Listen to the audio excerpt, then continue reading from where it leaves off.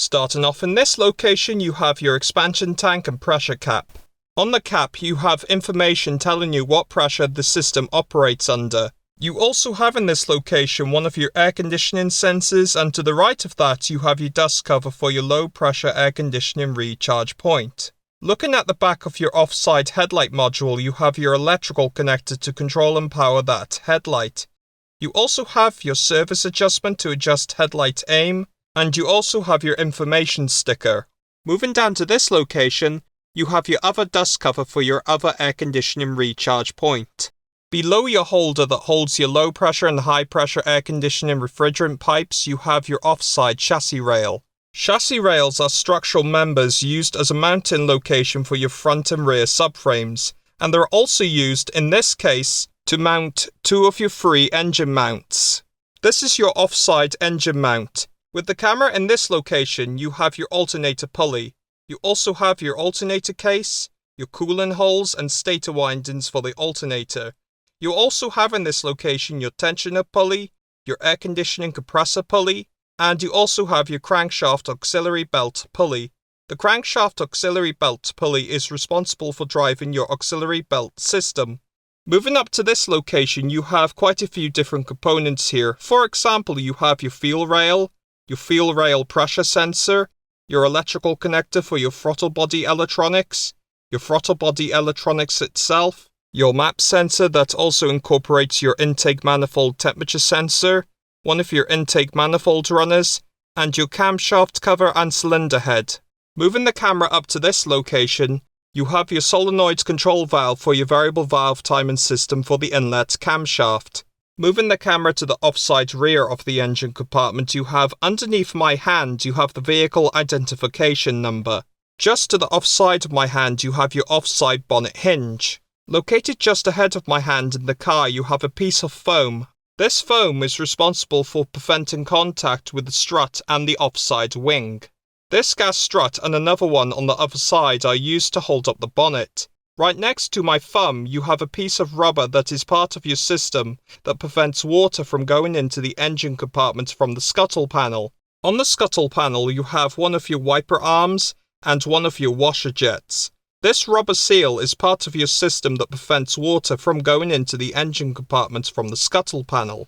Moving down to this location, you have your pre-cat O2 sensor. Behind this piece of heat shielding, you have your turbocharger turbine housing. Heat shielding are used to protect components from heat damage.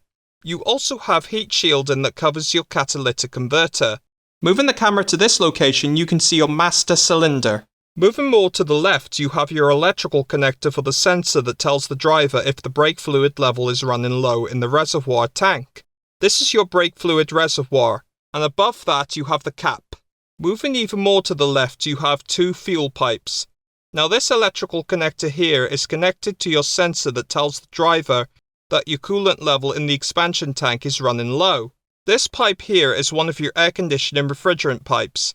This pipe has your low pressure and high pressure refrigerant pipes in one pipe. You can actually see where the high pressure pipe and low pressure pipe becomes one pipe. This component here is your pulsation damper. Looking down onto your timing belt cover, you have one of your engine ground straps. Looking down onto your upper radiator support, you have one of your bonnet locating bumpers. Bonnet locating bumpers are used to first locate the bonnet in the right position when the bonnet is closed, but it's also used to prevent metal-to-metal contact. Moving to the slam panel, you have your warning information sticker. This warning information sticker particularly tells you that there is a cooling fan located just underneath here. You also have your bonnet safety latch release lever that actuates your bonnet safety latches via cables. And last, you have other information stickers. Behind your slam panel, you have your air intake. Underneath your air filter box lid, you have your air filter element. This lid has Torx screws that can be removed to gain access to the air filter element. Just ahead of your air filter box, you have one of your manufacturer's Simply Clever features. This washer fluid cap is also in the shape of a funnel. To the right of your air filter box, you have one of your big wiring harnesses. Now this big wiring harness leads to this here. Now underneath this, you have your engine control unit. You also have another big wiring harness. Looking down in this location, you have your washer fluid neck. Now if you were to follow that neck, it would take you to your washer fluid tank. The washer fluid tank in this UK specification car is located just in front of your near side front wheel well liner. Moving back to this location, you have your lid that covers one of your power distribution centres. So if you were to remove this lid, it would reveal fuses and relays, for example.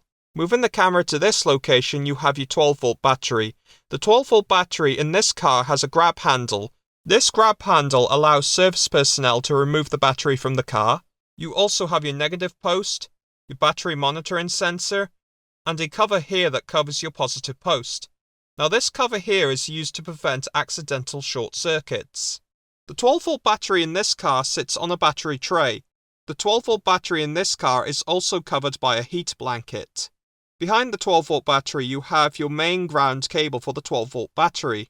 Moving the camera to this location, you have your ABS modulator. Now on the modulator you have your pump, your 2 brake lines that goes to and from your master cylinder, your 4 brake lines that in this case each goes to each of your brake caliper piston cylinders, your modulator block, your electrical connector that connects to your ABS control unit, and your ABS modulator mounting bracket.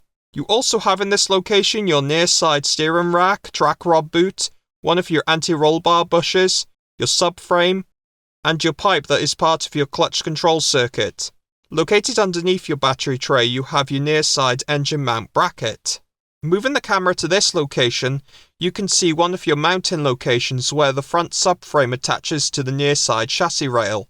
With the camera looking to the left of the previous location, you can see your near side drive shaft and tripod CV constant velocity joint dust cover. You also have your gearbox housing and gearbox end housing cover. Located just ahead of your clutch and gearbox housing, you can see your pre-engagement type starter motor solenoid. Moving the camera to this location, you can see your radiator.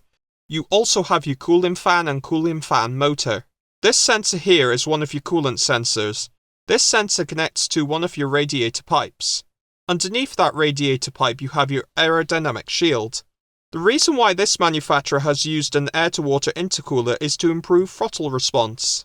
Moving more to the left, you have your alternator case. The alternator is used to power the 12-volt system when the engine is operating, and it's also used to charge the 12-volt battery when the engine is operating. Behind your alternator, you have your rectifier assembly. At the bottom offside of the engine compartment, you can see your offside drive shaft and cylinder block. The cylinder block is used to house your pistons, connecting rods, and crankshaft, for example. You also have in this location your post-cat O2 sensor, and one of your locations where the front subframe attaches to the offside chassis rail. Moving up to this location, you have your electronic actuator for your wastegate valve push rod. With the camera in this location, you can see both of your protective covers that covers your gear selector cables. You also have in this location your flex pipe for the exhaust, more heat shielding, one of your heater matrix pipes, and your pendulum support. To try and prevent the engine and transmission rocking back and forward from torque reaction, you have your pendulum support. Moving up to this location, you can see your other heater matrix pipe, and you can also see one of your radiator pipes. Moving up to this location, you can see your cover that covers your gear wheel and belt that drives your mechanically driven water pump. Moving the camera to this location, you can see this pipe here that takes fuel to your high pressure direct injection pump.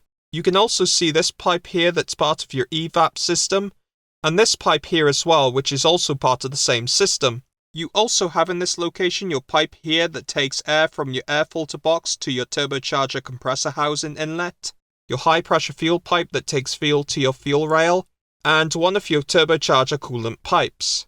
Moving the camera to this location, you have this here. Now you might be wondering, what is that used for? Because this engine is used in other Volkswagen Audi Group products, this is used to fasten part of your vacuum pipe.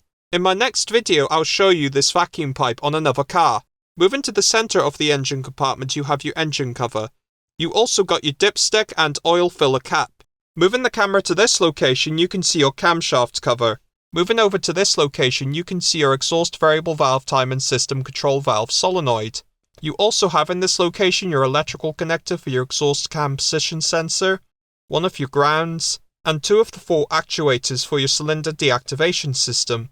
In this car, cylinders 2 and 3 can be shut down to improve fuel efficiency. You also got each of your coil packs, so it's 1, 2, 3, and the fourth one will be located underneath this pipe.